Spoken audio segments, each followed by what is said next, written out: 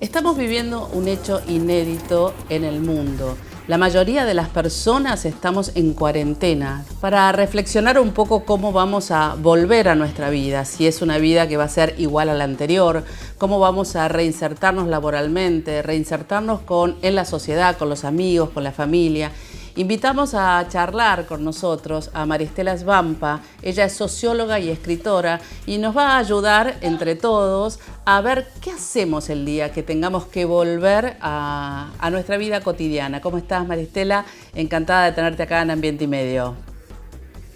¿Qué tal? Buenas tardes a todos y a todos. ¿Cómo estás, Gabriela? Muy bien.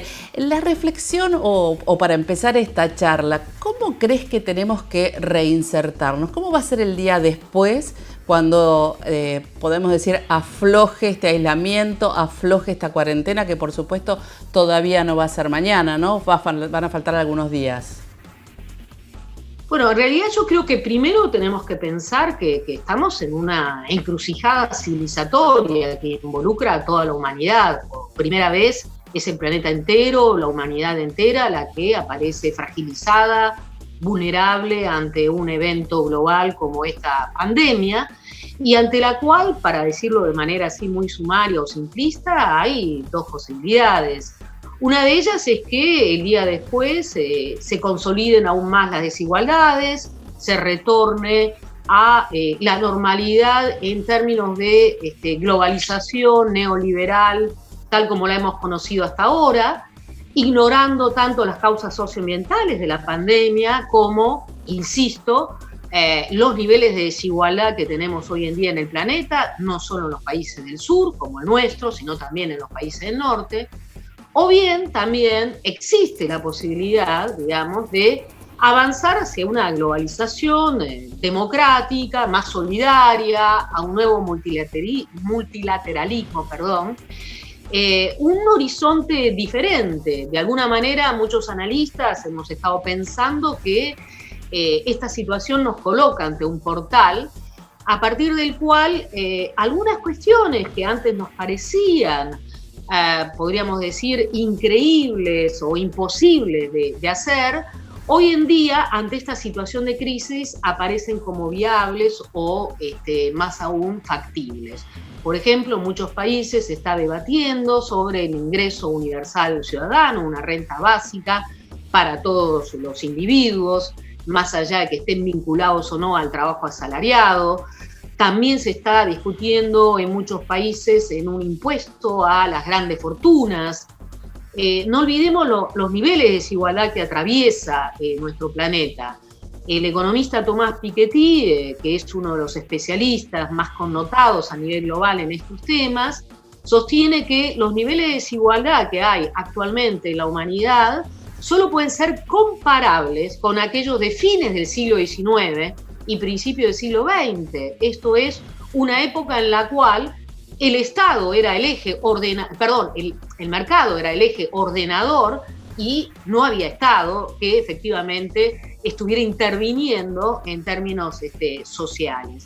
Entonces, ha habido un enorme retroceso en las últimas décadas y este enorme retroceso está ligado en los últimos años con la globalización neoliberal y con la destrucción también de la naturaleza. Las causas ambientales, socioambientales, parece que no se han tenido en cuenta en estos últimos años o en este último siglo. ¿Vos crees que ahora se van a empezar a tener en cuenta, aunque sea esas causas socioambientales, para poder tener o para poder no tener una nueva pandemia?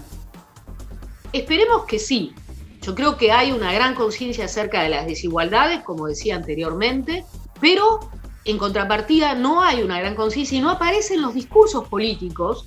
No lo dice Angela Merkel, no lo dice Macron, no lo dice Alberto Fernández, acerca del peso de las causas socioambientales en la generación de estas pandemias, algo que ha sido estudiado por numerosos investigadores científicos y también divulgado a través de distintos libros.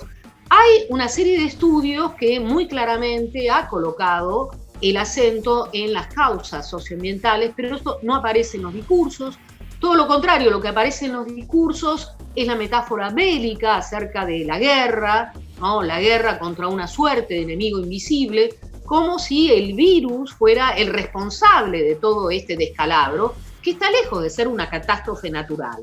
Está ligada a nuestros modelos alimentarios, está ligada a la expansión de las fronteras de extracción, a la devastación de los ecosistemas. Y además, los científicos lo que subrayan como tal es que esta es una de las primeras pandemias, probablemente haya otras pandemias, probablemente también la humanidad esté mejor preparada para las próximas pandemias porque ya cuenta con esta experiencia. Pero las que vienen probablemente sean peores, pero además el gran desafío que tenemos es responder al cambio climático, que va a generar una serie de enfermedades, ¿no?, que va a multiplicarlas, además de los refugiados ambientales que va a producir. Maristela, ¿vos entonces considerás que se necesita este pacto ecosocial para afrontar esta crisis y las crisis que venideras? Esperemos que no haya, pero lamentablemente se supone que esta no va a ser la última. Bueno, yo creo que la posibilidad que se abre es la de un cambio radical, que ante una situación de crisis radical es necesario responder por la positiva en términos radicales. Lo peor que podría ocurrir es avanzar en un modelo de globalización, neoliberal o no, que consolide las desigualdades y que contribuya al colapso ecosistémico. Por ende, creo yo que se hace necesario, ¿no?, una propuesta holística, esto es integral, ¿no?, desde la cual se articule justicia social con justicia ambiental, algo que ha sido uno de los grandes núcleos problemáticos en nuestros países en la discusión, con la cuestión también económica. Necesitamos un pacto ecosocial y económico en el cual no solo pensemos en términos de renta universal ciudadana, sino también pensemos de reforma fiscal en un sentido progresivo, que pensemos efectivamente en un sistema nacional de cuidados. Yo pongo en el centro el paradigma del cuidado tan asociado al ecofeminismo o a la economía feminista, que tiene hoy un lugar central también en Argentina, en nuestro país, con un movimiento feminista tan fuerte, y por supuesto la transición socioecológica, ¿no?, que no es un tema menor. Nuestro país... ¿Y cómo ves vos? Sí. Perdón, ¿y cómo ves el rol de los jóvenes? ¿Cómo ves el movimiento de la juventud con respecto a este cambio de paradigma? ¿Tienen las mujeres, los jóvenes? Convengamos que, por ejemplo, la Argentina es uno de los países en los cuales han expandido más colectivos de jóvenes que hoy luchan contra el cambio climático. Hablo de Jóvenes por el Clima, Alianza por el Clima, Friday for Future, también está, además de Viernes por el Futuro, Extinción o Rebelión. Tantos grupos con los cuales, con mi socio Quique Viale, que estamos pensando en términos de pacto ecosocial, estamos también entablando un diálogo intergeneracional, porque es una juventud que efectivamente está muy preocupada por algo que no tiene que ver solo con su futuro, sino con su presente, y que está ahí, sobre todo, poniendo en evidencia que hemos fallado como generación porque no hemos cumplido con el pacto intergeneracional de dejarle un mundo más sustentable.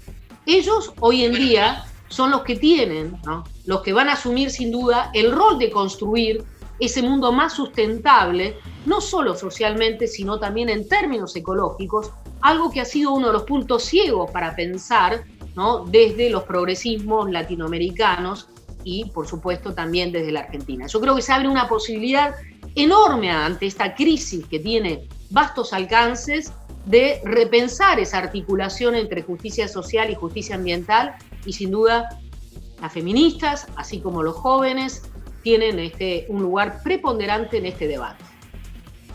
Bueno, y también los canales de comunicación como ¿no?, donde uno pueda debatir ideas, y tenerte a vos, Maristela, con lo cual ha sido un gusto, y por supuesto tenemos acá la pantalla abierta para seguir reflexionando sobre este tema que tanto nos incomoda hoy, pero mucho más nos puede incomodar en el futuro si no hacemos algo. Te agradezco muchísimo, Maristela, esta comunicación, y pronto seguramente vamos a estar nuevamente juntos. Bueno, muchas gracias y hasta pronto entonces.